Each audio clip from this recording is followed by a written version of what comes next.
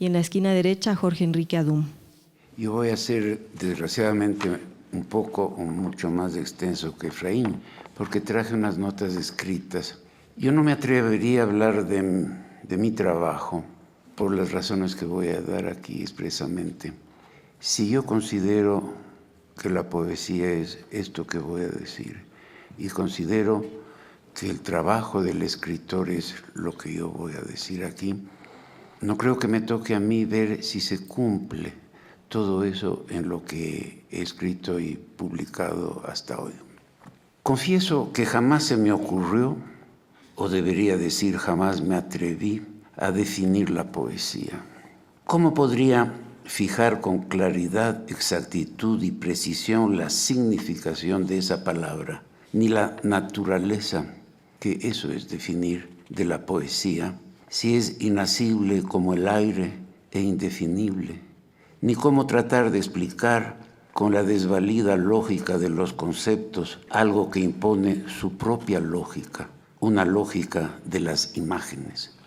El ciudadano práctico, lógico, útil, ciudadano de la República de Platón, donde no tenían entrada los poetas, que, como el personaje de Molière, no sabía que hablaba en prosa, podría hacer objeciones si leyera.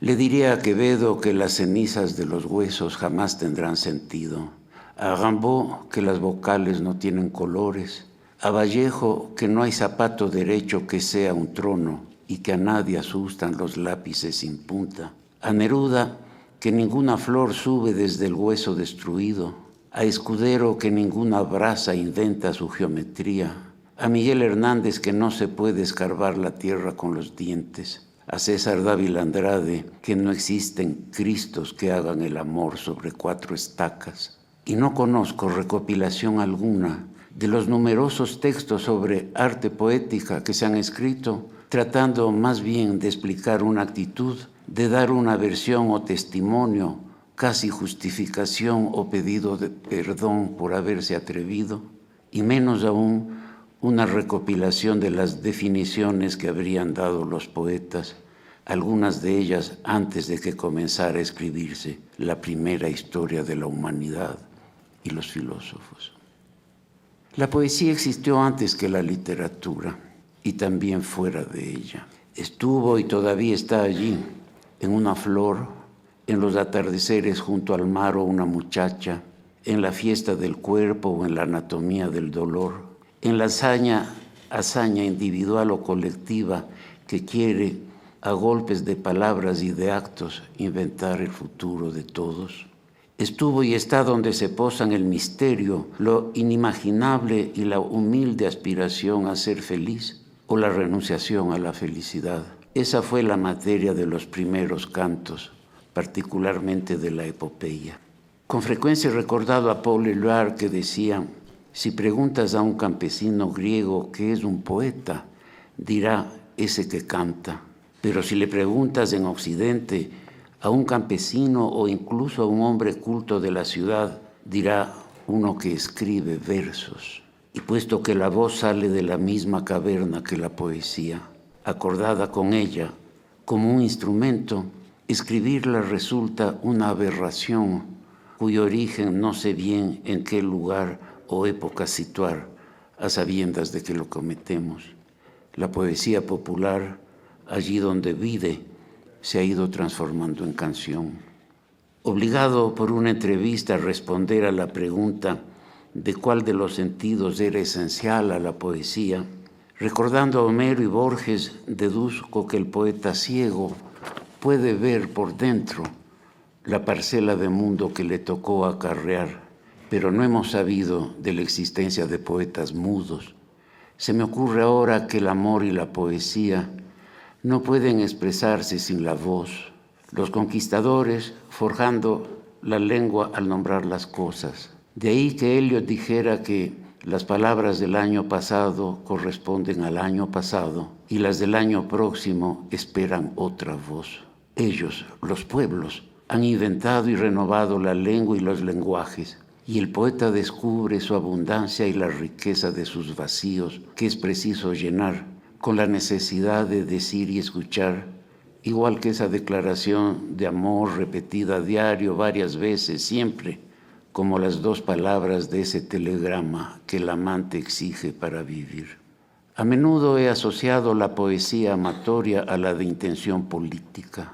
Tienen como una carta un destinatario y un remitente conocidos, y ambos se conforman a menudo con sílabas bobas, como los diálogos de adolescentes en el cine, aun cuando recurran, para entenderse mejor, a las letras de mano. De la pasión que ha empujado a lo largo de la historia ese alud de voces y de cantos, puede pasar al ridículo cuando la carta cae en manos de otra persona a la que no está destinada y que, peor aún, ni siquiera está enamorada.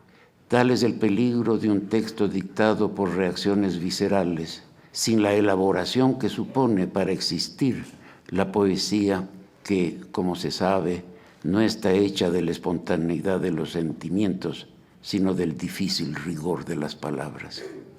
La poesía es en esencia y por definición subversiva.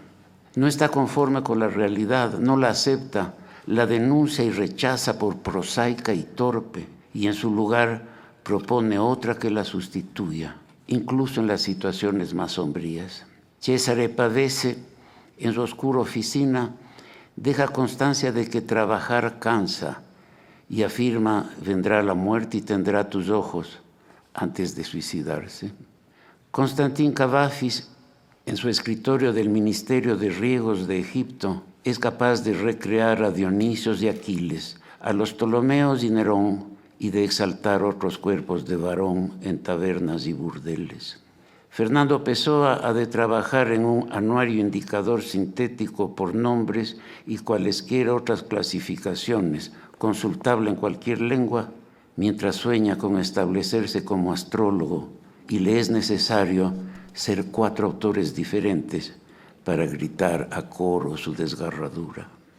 La poesía es también o ante todo una forma del conocimiento cercana a la filosofía y, según Valéry, a las matemáticas, pese a ser en gran parte intuitiva. De ahí su tendencia a ver las cosas ocultas tras las cosas y las imágenes, o sea, la predilección por el misterio y el milagro, como única forma de rehacer la realidad ya desprestigiada, que deja de interesar una vez realizado. El sueño más antiguo, más absurdo, lindante con la locura y el más tenaz de la humanidad fue el de volar, pero nadie escribió un poema a la altura de ese anhelo y ese milagro al avión, apenas si fue citado de paso en alguna oda futurista a la máquina, y no sucede aún el milagro de la historia por el cual la miseria y la injusticia desaparecerán de la faz de la tierra. La poesía no es en sí un género literario, sino un grado de excelencia de las cosas. Yo he oído en el lenguaje popular decir del cuerpo de una muchacha e incluso de un plato de comida que eran un poema. El poeta percibe y comunica la maravilla. El poema encierra una belleza suma, dada por la profundidad del sentimiento estético, la altura de la imagen y la capacidad de resumirlas en sílabas que suenan gracias al descubrimiento de los secretos que toda lengua guarda en sus recodos. De ahí que rechace la fácil y errónea apreciación de aficionados, según la cual podrían establecerse niveles o categorías de calidad de la poesía o de los poetas.